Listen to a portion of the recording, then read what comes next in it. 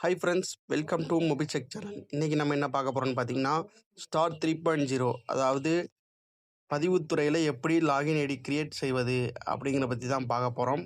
வாங்க வீடியோக்குள்ளே போய் பார்க்கலாம். அதுக்கு உங்கள் மொபைல்லே நீங்கள் பண்ணிக்கலாம். மொபைலில் ஃபஸ்ட்டு குரோம் ப்ரௌசர் ஓப்பன் பண்ணிங்க. ஓப்பன் பண்ணி சர்ச் பாரை கிளிக் பண்ணிங்க. கிளிக் பண்ணி அதில் TNREGINET அப்படின்னு டைப் பண்ணிங்க. இதுக்கான லிங்க் நான் கீழே கொடுக்குறேன்.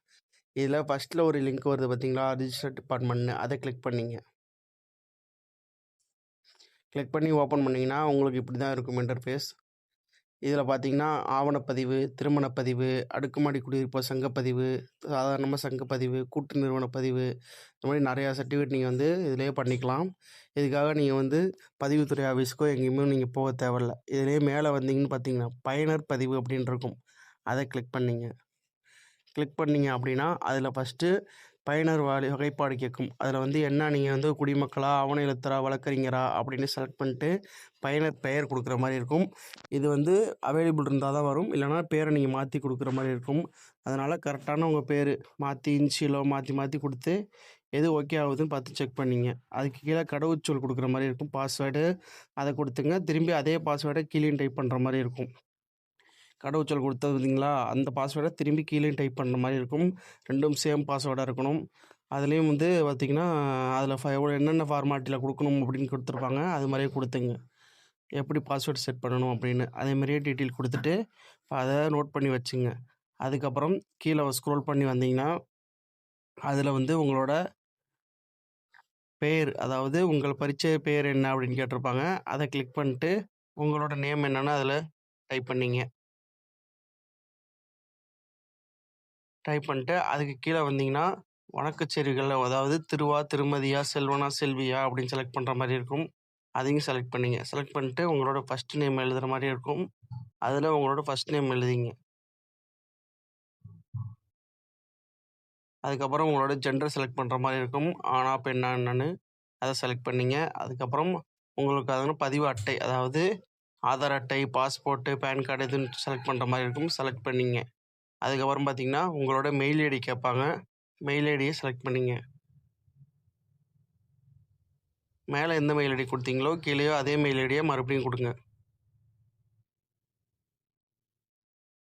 கொடுத்துட்டு அடுத்து கீழே உங்களோட பிறந்த தேதி, அதாவது டேட் ஆஃப் பர்த் கேட்பாங்க. அதுவும் கரெக்டாக பார்த்து டைப் பண்ணிங்க. உங்கள் ஆதார் கார்டில் என்ன இருக்கோ அதுவும் டைப் பண்ணிங்க. டைப் பண்ணிட்டீங்க அப்படின்னா கீழே ஸ்க்ரோல் பண்ணிங்க அப்படின்னா நெக்ஸ்ட் உங்களோட ஃபோன் நம்பர் கேட்பாங்க. அதில் உங்களோட மொபைல் நம்பரை டைப் பண்ணிங்க. டைப் பண்ணிட்டீங்கன்னா மேலே ஒரு சர்டிஃபிகேட் கொடுத்துருப்பீங்க பார்த்தீங்களா, ஆதார் அட்டையா, பேன் அட்டையா, பாஸ்போர்ட்டா அப்படின்னு. அதுக்காக கீழே ஸ்க்ரோல் பண்ணிங்க அப்படின்னா அதில் இருக்கும் ஆல்ரெடி அடையாள அட்டை எண். அதில் நான் இப்போ ஆதார் கார்டை செலக்ட் பண்ணியிருக்கேன், அதனால் என்னோடய ஆதார் கார்டு நம்பர் இதில் கொடுத்துக்கிறேன். கொடுத்துக்கிட்டு அதுக்கப்புறம் கீழே ஸ்க்ரோல் பண்ணிங்க அப்படின்னா மாநிலம் தமிழ்நாடு ஆட்டோமேட்டிக்காக செலக்ட் ஆகிருக்கும். அதுக்கப்புறம் கீழே உங்களோட டிஸ்ட்ரிக்ட் செலக்ட் பண்ணுற மாதிரி இருக்கும். அதில் உங்கள் டிஸ்ட்ரிக்ட் என்னென்னு பார்த்து கரெக்டாக செலக்ட் பண்ணிங்க. அதுக்கப்புறம் அஞ்சலக குறியீடு, அதாவது பின்கோடு கேட்பாங்க. அந்த பின்கோடை கரெக்டாக செலக்ட் பண்ணிங்க. அதுக்கப்புறம் உங்களோட டோர் நம்பர் கேட்பாங்க. டோர் நம்பர் போட்டுங்க. அதுக்கப்புறம் என்ன தெருன்னு கேட்பாங்க. என்ன தெருவோ அதை செலக்ட் பண்ணிங்க. அப்புறம் வில்லேஜ், உங்களோட வில்லேஜ் என்னென்னு கேட்பாங்க. அதை இதில் டைப் பண்ணுற மாதிரி இருக்கும். டைப் பண்ணிங்க. டைப் பண்ணிட்டு கீழே ஸ்க்ரோல் பண்ணுங்கள். அதில் உங்களோட கேப்சா கொடுத்துருப்பாங்க. அந்த கேப்சா டைப் பண்ணுற மாதிரி இருக்கும். அதுக்கு முன்னாடி நீங்கள் கேப்சா டைப் பண்ணிட்டு ஒன் டைம் கீழே ஸ்க்ரோல் பண்ணிங்க அப்படின்னா உங்களோட ஓடிபியை உள்ளிடவும் அப்படின்னு இருக்கும். அதுக்கு கீழே ஓடிபி அனுப்புகன்னு இருக்கும். அதை ஓடிபி ஃபஸ்ட்டு அனுப்புங்க.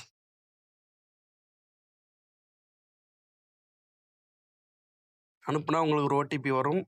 அந்த ஓடிபியை இதில் என்ட்ரு பண்ணுங்க.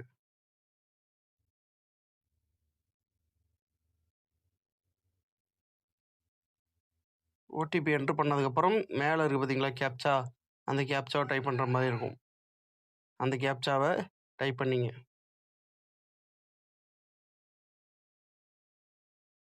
டைப் பண்ணிட்டு கீழே வந்தீங்கன்னா பதிவினை முடிக்க அப்படின்னு இருக்கும்.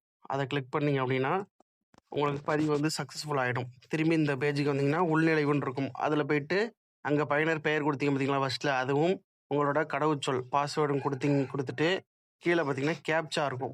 அந்த கேப்சாவும் என்ட்ரு பண்ணுற மாதிரி இருக்கும். பண்ணிவிட்டு உள்நிலைவு அப்படின்னு கொடுத்தீங்கன்னா உங்களுக்கு திரும்பி எல்லா டீட்டெயிலுமே வெரிஃபை ஆகிடுச்சு. அதுக்கப்புறம் உங்களோட திரும்பி நான் இப்போ கொடுக்குற பாருங்க. கேப்ச்சா கொடுத்துட்டேன். கொடுத்துட்டு உள்நுழைவு கொடுக்குற பாருங்க.